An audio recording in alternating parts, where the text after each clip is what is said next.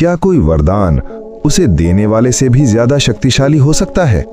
क्या कोई भक्त अपने ही भगवान का काल बन सकता है?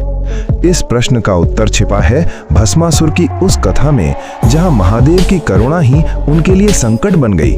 ये कथा है वृकासुर की, एक ऐसा असुर जो त्रिलोक पर शासन करने के लिए किसी भी हद तक जा सकता था।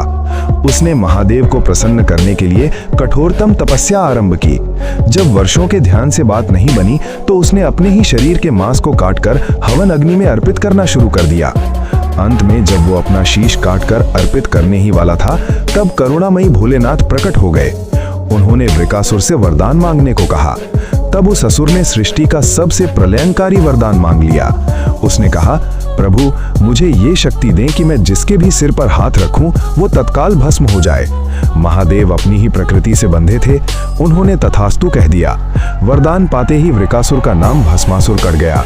पर उस दानव की नीयत में खोट था। शक्ति के अहंकार में उसने सबसे पहले उसी शक्ति का परीक्षण स्वयं महादेव पर ही करने का निश्चय किया। वो महादेव को भस्म करके माता पार्वती को पाना चाहता था। पर जैसे ही भस्मासुर ने महादेव की ओर अपना कदम बढ़ाया, एक अद्भुत लीला हुई। वो महादेव के समीप पहुंच ही नहीं पा रहा था। वो जितना आगे बढ़ता, महादेव उतने ही दूर हो जाते, मानो उनके बीच की दूरी अनंत हो गई हो।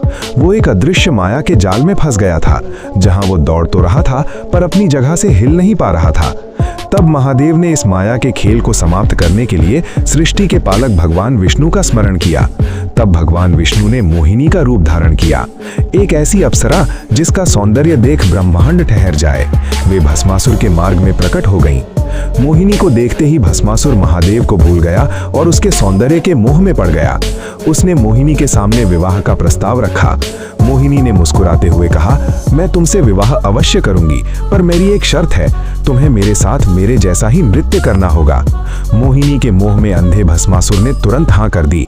मोहिनी ने नृत्य आरंभ किया। भस्मासुर उसकी हर मुद्रा की नकल करने लगा। नृत्य अपनी पराकाष्ठा कर पहुंचते ही मोहिनी ने एक ऐसी मुद्रा बनाई जिसमें उन्होंने अपना हाथ अपने ही सिर पर रखा।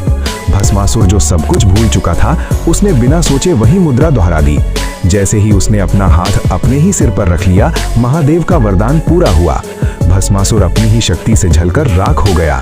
ये कथा हमें सिखाती है कि जब शक्ति विवेक और धर्म के बिना प्राप्त होती है तो वो स्वयं अपने ही विनाश का कारण बनती है। कमेंट्स में जय श्री हरि अवश्य लिखें और इसे ही मिस्टीरियस वीडियो के लिए चैनल को सब्सक्राइब करें।